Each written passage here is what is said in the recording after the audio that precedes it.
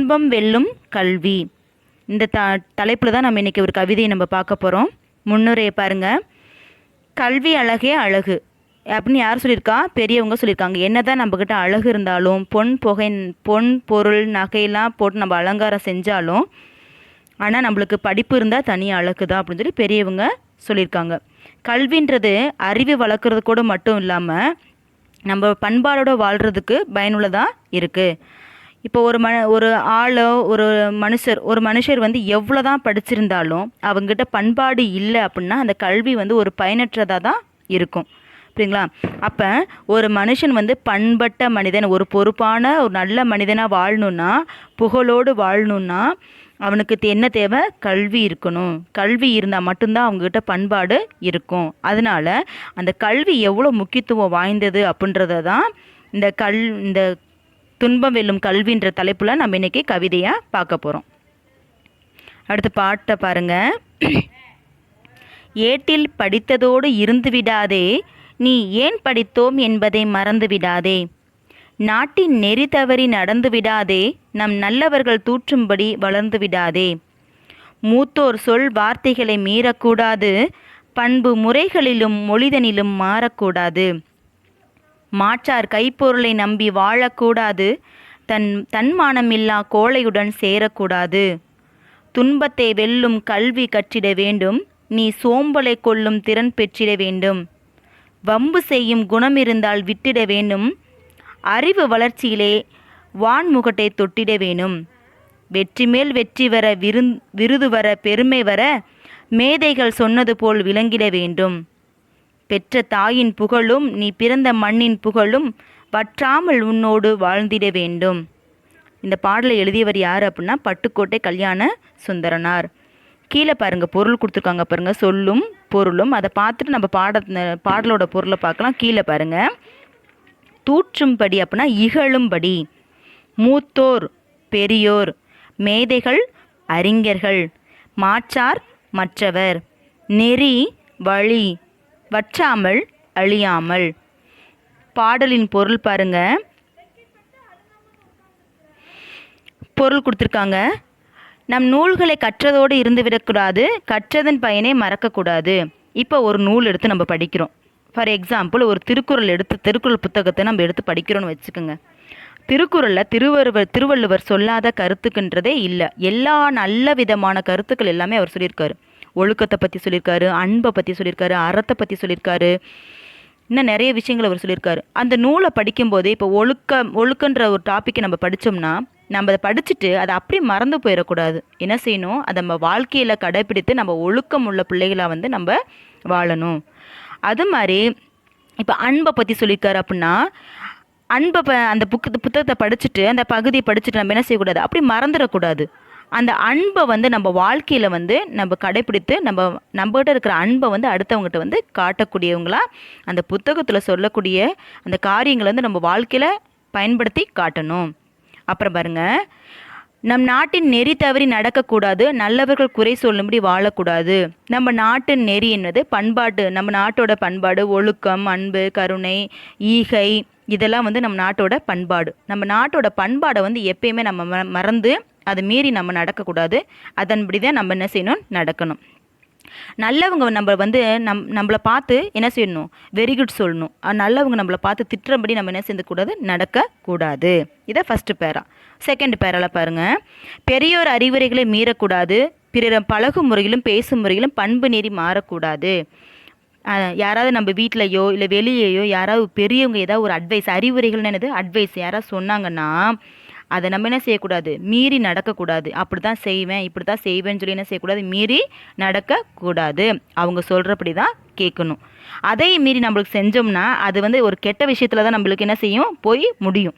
அதனால் நம்ம அவங்க சொல்கிறத வந்து கேட்டு நடக்கணும். அப்புறம் பழகிற முறையிலும் பேசுகிற முறையிலும் பண்பு நெறி தரக்கூடாது.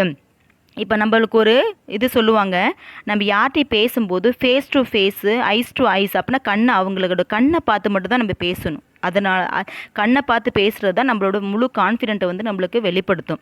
நம்ம வேறு எங்கேயும் நம்ம என்ன செய்யக்கூடாது, பார்த்து பேசக்கூடாதுன்னு சொல்லி சிம்பிளாக சொல்லுவாங்க.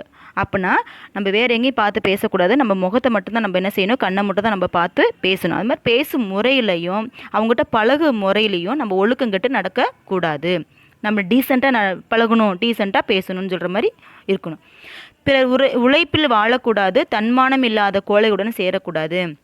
என்ன செய்யணும், பிறரோட உழைப்பில் நம்ம என்ன செய்யக்கூடாது, வாழக்கூடாது. இப்போ நீங்கள் சின்ன பிள்ளைங்க, உங்கள் அம்மாவோட காசில் வந்து நம்ம என்ன செய்கிறோம், படிக்கிறோம், அவங்க நம்மளுக்கு சாப்பாடெலாம் வாங்கி போடுறாங்க. ஆனால் இதுவே நீங்கள் நல்லா படித்து நம்ம வேலைக்கு போன பிறகு நம்மளோட உழைப்பை மட்டும்தான் நம்பி இருக்கணும். அடுத்தவங்களோட உழைப்பை நம்பி நம்ம என்ன செய்யக்கூடாது, வாழக்கூடாது.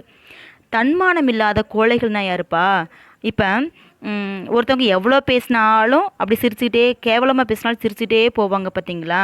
அவங்களுக்கு வந்து எப்படி ஒரு சூடு சொரணை எதுவுமே இல்லைன்னு சொல்லி சொல்லுவாங்கள்ல. அது மாதிரி நம்ம என்ன செய்யணும், இப்போ யாராவது ஒருத்தவங்க நம்ம எதாவது தப்பு செய்யும்போது யாராவது திட்டாங்க அப்படின்னா அடுத்த விஷயத்தில் அந்த என்ன செய்யக்கூடாது, அந்த தப்பை செய்யக்கூடாது.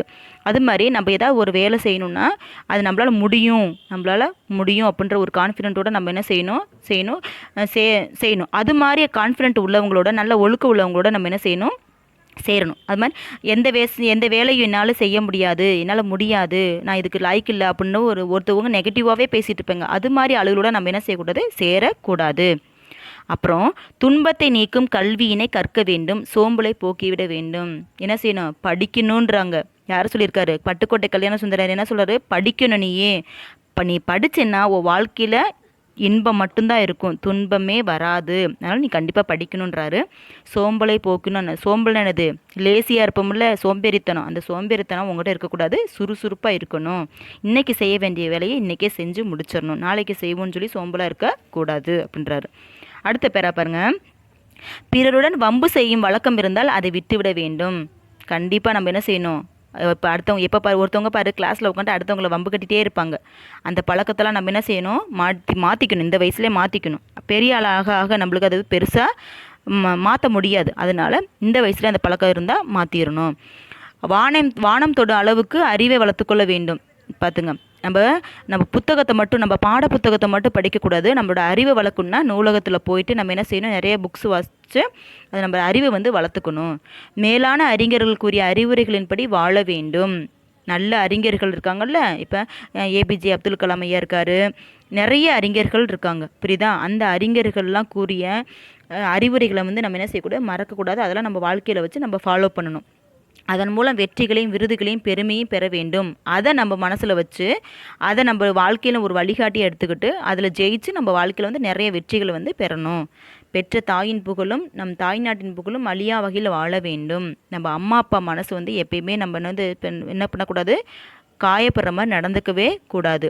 பெற்ற தாயின் புகழ்னா நம்மளால் நம்ம அம்மாவுக்கு கெட்ட பேர் வரக்கூடாது. அது மாதிரி நம்மளால் நம்ம நாட்டுக்கு கெட்ட பேர் வரக்கூடாது. அப்படி நம்ம என்ன செய்யணும், அழியாத நம்ம நாட்டோட புகழும் நம்ம தாயோட புகழும் அழியாத மாதிரி நம்ம வாழ்க்கையில் வந்து வாழ்ந்து காட்டணும்னு சொல்லியிருக்காரு. ரொம்ப அழகாக எளிமையாக போட்டிருக்காருலப்பா. அப்போ பாருங்கள், துன்பம் வெல்லும் கல்வி, இந்த டாப்பிக்லேருந்தே நம்மளுக்கு தெரியுது. துன்பம் வெல்லும் கல்வி அப்படின்னா, கல்வி படித்தேன்னா, கல்வி கற்றுக்கிட்டேன்னா உனக்கு வாழ்க்கையில் துன்பமே இருக்காது, துன்பத்தை வந்து நம்ம வெற்றியாக மாற்றிக்கலாம் அப்படின்னு சொல்லியிருக்காரு. அடுத்து பாருங்கள், நூல்வெளி பாருங்கள். எளிய தமிழில் சமூக சீர்திருத்த கருத்துக்களை வலியுறுத்தி பாடியவர் பட்டுக்கோட்டை கல்யாண சுந்தரனார். இப்போ பாருங்களேன், இப்போ பாட்டை படித்தாலே நம்மளுக்கு புரியும், மீனிங் சொல்ல வேண்டிய அவசியமே இல்லை, எளிமையாக இருக்குது. ஆனால் வந்து அழகாக கல்வியோட சிறப்பை பற்றி அவர் சொல்லிட்டாரா. அது மாதிரி நம்மளுக்கு அட்வைஸ் கொடுத்துருக்காரா, யாரோட சேரணும் யாரோட சேரக்கூடாது, நம்ம எப்படி நடந்துக்கணும்னு சொல்லி அட்வைஸ் சொல்லியிருக்காரா. அது மாதிரி எளிய முறையில் பாடி கருத்துக்களை சொல்லக்கூடியவர் இவர். அப்புறம் பாடல்களில் உழைப்பாளிகளின் உயர்வை போற்றியவர், உழைப்பாளிகளோட வந்து பெருமை வந்து இவர் சொல்லியிருக்காரு. மக்கள் கவிஞர் என்னும் சிறப்பு பேர் வந்து இவருக்கு இருக்குது அப்படின்னு சொல்லியிருக்காங்க. கீழே பாருங்கள், கற்பவை கற்ற பின் வந்து பாருங்கள், பாடப்பகுதியில் இடம்பெற்றுள்ள பாடலை இசையுடன் பாடி மழுக. இது வந்து என்ன மாதிரி செய்யணுமா, ராகமாக பாடி பழகுங்கன்னு சொல்கிறாங்க. இப்போ நம்ம வந்து மனப்பாட பகுதி இல்லை, இருந்தாலும் நீ ராகமாக பாடி பழகுக, மகிழ்க அப்படின்னா பாடி பழகிக்குங்க அப்படின்றாங்க. நூலகத்திற்கு சென்று பட்டுக்கோட்டையின் கல்யாண சுந்தரனார் எழுதிய வேறு பாடல்கள் ஒன்று எழுதி வருக. இவர் எழுதிய நிறைய பாடல்கள் இருக்குது, அதில் வந்து நீ வேறு பாட்டை வந்து எழுதிட்டு வரணும். ஏட்டுக்கல்வி மட்டுமே கல்வி இல்லை எனும் தலைப்பில் பேசுக. ஸ்பீச். ஏட்டுக்கல்வினானது புத்தக படிப்பு, புத்தகத்தில் இருக்கிறது மட்டும்தான் கல்வி இல்லை, நம்ம வாழ்க்கையில் நிறைய அனுபவங்கள் மூலமாகவும் கல்வி கற்றுக்கலாம். அது வந்து அந்த தலைப்பில் வந்து நீ பேசு, ஸ்பீச் கொடுங்கன்னு சொல்லி அவங்க சொல்கிறாங்க. மதிப்பீடு பாருங்க. சரியான விடையை தேர்ந்தெடுத்து எழுதுக. மாணவர் பிறர் டேஸ் நடக்கக்கூடாது, தூற்றும்படி. நாம் சொல்லியபடி நடக்க வேண்டும், மூத்தோர். சொல்லியபடி நடக்க வேண்டும், மூத்தோர் சொல்படி நடக்க வேண்டும். கைப்பொருள் என்னும் சொல்லை பிரித்து எழுத கிடைப்பது கை கூட்டல் பொருள். மானம் கூட்டல் இல்லா என்பதனை சேர்த்து எழுத கிடைக்கும் சொல் மானம் இல்லா. கீழே பாருங்க, சொற்றொடர் அமைத்து எழுதுக. சொற்றொடரில் அமைத்து எழுதுக. மனம் மாற்றம். கல்வி கற்றால் நம்மிடம் மனமாற்றம் ஏற்படும். இது மட்டும்தான் எழுதணும் இல்லை, நீங்கள் உங்களுக்கு என்ன தோணுனாலும் அது கரெக்டாக ஸ்பெல்லிங் மிஸ்டேக் இல்லாமல் எழுதுனா போதும். அப்புறம் பாருங்கள், ஏட்டுக்கல்வி வாழ்க்கைக்கு பயன்பட வேண்டும். நல்லவர்கள், உலகில் நல்லவர்கள் பலர் உள்ளனர். சோம்பல், நம்மிடம் சோம்பல் இருந்தால் முன்னேற முடியாது. சோம்பல்னா சோம்பேறித்தனம். குருவினா பாருங்க, நாம் யாருடன் சேரக்கூடாது. கீழே பாருங்க, சிந்தனை விழாக்கிட்ட நான் கொஸ்டின் நம்பர் 1 போட்டு எழுதியிருக்கேன் பாருங்க. தன்மானம் இல்லாத கோழையுடன் நாம் சேரக்கூடாது. எதை நம்பி வாழக்கூடாது. கீழே பாருங்க, மற்றவரின் கைப்பொருளை நம்பி வாழக்கூடாது. இப்பாடலின் முதல் இரு வரிகள் நினைவூட்டும் திருக்குறள் எது? கற்க கசடர கற்பவை கற்றப்ப நிற்க அதற்கு தக. நம்ம என்னது, ஒரு நூலை படித்தோம்னா இந்த நூலை படிச்சுட்டு அப்படி விட்டுறக்கூடாது, வாழ்க்கையில் இருந்து செயல்படுத்தணும்னு சொல்லி ஃபஸ்ட்டு பெறலை பார்த்தோமா, அதுதான் இது. 4வது பாருங்கள், நாம் எவ்வாறு வாழ்ந்தால் பெருமை பெறலாம். மேலான அறிஞர்கள் கூறும் அறிவுரைகளின் படி வாழ்ந்தால் பெருமை பெறலாம். சிறுவினா பாருங்க, நாம் எவ்வாறு வாழ வேண்டும் என பட்டுக்கோட்டையார் கூறுகிறார். பொருள் ஃபுல்லாக அதில் வந்து நீங்கள் ரொம்ப கஷ்டமாக இருக்குது, பெருசாக இருக்குது அப்படின்னு சொல்லி சொன்னால் அதுக்கு தகுந்த சிறுவினானும் போது ஒரு 5 பாயிண்ட் இல்லைன்னா 6 பாயிண்ட் மிஸ்டேக் இல்லாமல் எழுதினாவே போதும். அது படிச்சுக்கோங்க.